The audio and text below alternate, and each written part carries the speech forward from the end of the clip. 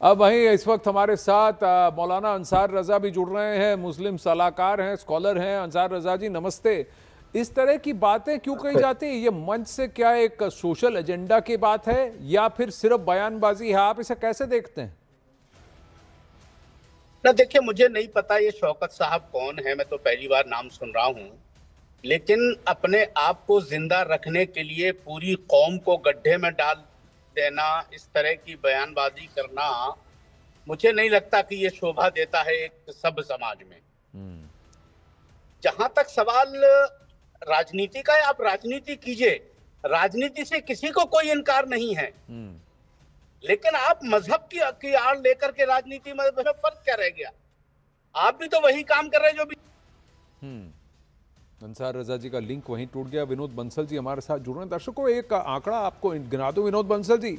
ये मोहन भागवत जी ने कहा हिंदू परिवारों को 3 बच्चे पैदा करने हैं।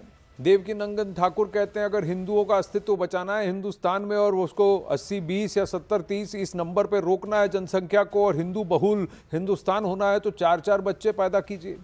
यही मुरादाबाद से एक घटना बीच की सामने आई है जहां 22 पाकिस्तानी महिलाएं जो ब्याह कर यहां आई थी उन्होंने 95 बच्चे पैदा किए हैं और उस मुरादाबाद परिवार के अंदर आज उनके पोते नाती भी आ गए हैं और कुल मिला के उनकी संख्या 500 की हो गई है। यानी 22 महिलाओं ने 95 बच्चे जने और वहां से वो परिवार आज बड़ा होकर के 500 जन का हो गया है। तो कहीं ना कहीं ये फॉर्मूला क्या कुछ समुदाय विशेष इसको ऑलरेडी अपना रहे हैं? ये प्रश्न भी उठता है। नहीं, प्रश्न नहीं उठता है, ये तो सच्चाई है जी। आनंद जी, ये बात जो आनंद के साथ हो रही है, आप सोचिए ना जी। वो कहते हैं कभी लड़के लिया पाकिस्तान, हंस के लेंगे हिंदुस्तान।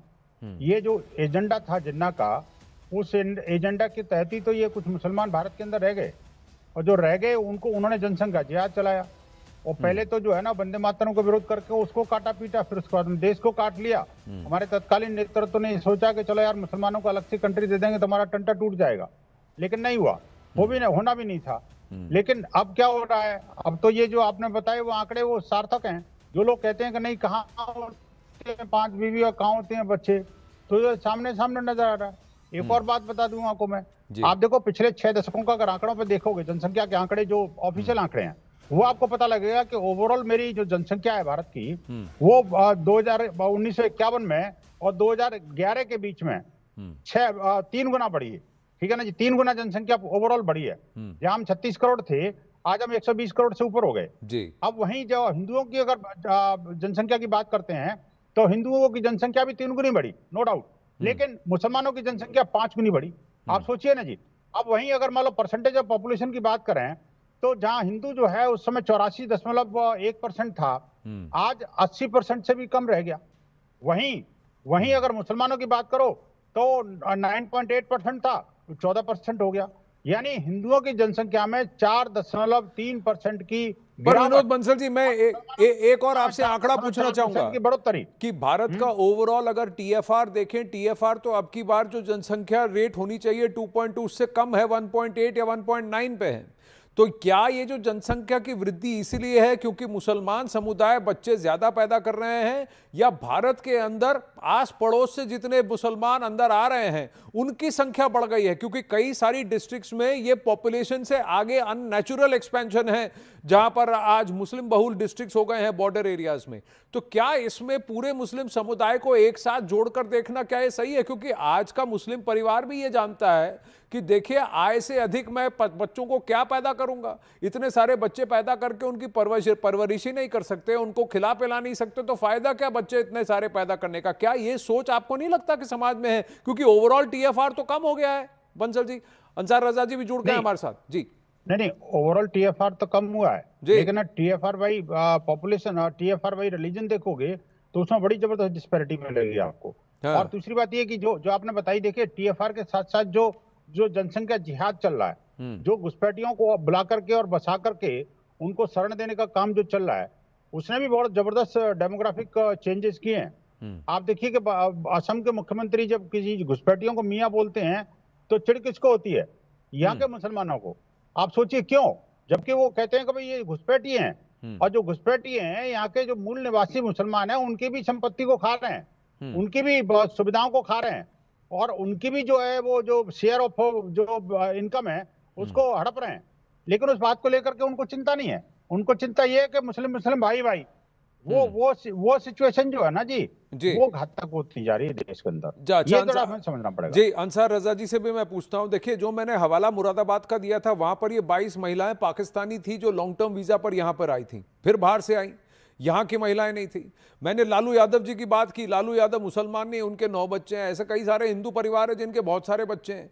तो ये एक सोशियोलॉजिकल है वो सारे, नहीं, वो सोशियोलॉजिकल पैटर्न है, या फिर यहां पर 2-3 चीजें एक साथ काम कर रही हैं कि कुछ यहां पर ग्रुप्स ऐसे हैं अंसार रजा जी जो इस एजेंडा को आगे बढ़ाने की कोशिश कर रहे हैं, या अगर इस देश के अंदर घुसपैठ बंद हो जाए तो फिर ये सारे आंकड़े बराबर हो जाए, बैलेंस हो जाए। आप क्या सोचते हैं?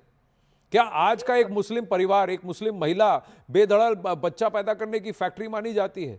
क्या एक मुस्लिम परिवार आज ये सोचता है कि देखिए हम 10 बच्चे पैदा कर लेते हैं, भले ही उनकी परवरिश कर सकें या नहीं? अंसार रजा जी, सबसे पहली बात तो मुझे ये बताया जाए कि अगर मुरादाबाद में पाकिस्तानी औरतें मिल रही हैं तो उसमें मुसलमानों का क्या कसूर है? तो सरकार का फेलियर है। दूसरी चीज, अभी विनोद बंसल साहब तो दुनिया सरकार भर ने की बच्चा बातें पैदा कर रहे किया।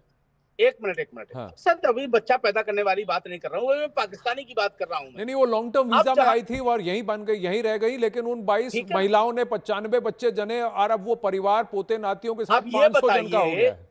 जो मैं ये आंकड़ा बता रहा था। अब जी। ये बताइए कि अगर उसने नहीं, लेकिन 95 अंसार जी बच्चे पैदा ये तो किए बताओ कम हैं, से कम वो क्या हिंदुओं की औलाद है क्या, अगर या सरकार की 95 औलाद है? बच्चे पैदा किए हैं तो उसमें भारत के मुसलमानों का क्या कसूर है भाई? जनसंख्या वो भाई ये तो गवर्नमेंट को देखना चाहिए था ना। हाँ, कि कौन सा आदमी वो कहाँ भाई रह साहब रहा है? पाकिस्तान के मुसलमान ने थोड़ी पैदा किए वो। नहीं, आप ये अंसार रजा, बताओ। मैं जल्दी आपसे ये पूछना चाहता हूं कि आपको क्या लगता है कि क्या एक सामान्य मुस्लिम परिवार आज अपनी महिलाओं को बच्चे जनने की फैक्ट्री समझता है, या फिर वो भी ये बिल्कुल सोचता है नहीं कि हम समझता है। परवरिश कर हर पाएंगे कि आदमी नहीं? हर आदमी इस बात को भाई साहब समझता है आज के दौर में कि हम कितनी कमाई हमारी है, हमारे बच्चे अगर ज्यादा पैदा होंगे तो हम उसकी पढ़ाई का इंतजाम कैसे करेंगे, उनकी रिहाइश का इंतजाम कैसे करेंगे, ये सारी चीजें लोग सोच रहे हैं। विनोद बंसल साहब ने अभी एक बात कही कि साहब इतनी आबादी हिंदुओं की कम हो गई। अगर हिंदुओं की आबादी कम हो गई तो मुसलमानों का क्या कसूर है उसमें भाई? मुसलमान क्या करे उसमें? अगर अरे भाई, अगर आपको कमी लग रही, जैसे साधु संत कह रहे आप भी बच्चे पैदा करो 12-12, कौन मना कर रहा है आपको भाई? अब क्या एक दूसरे के साथ बच्चे पैदा करने की होड़ में लग जाएं, महिलाओं को हमारे इस देश की बच्चे पैदा करने की फैक्ट्री समझे, या फिर ध्यान से देखें कि ये जनसंख्या कितनी बढ़ रही है घुसपैठ की वजह से, इलीगल घुसपैठ की वजह से, जहां आंकड़े बताते हैं कि 4.5 करोड़ से ज्यादा घुसपैठी आज हमारे देश के अंदर है जो इलीगली यहां कर आके बच चुके हैं।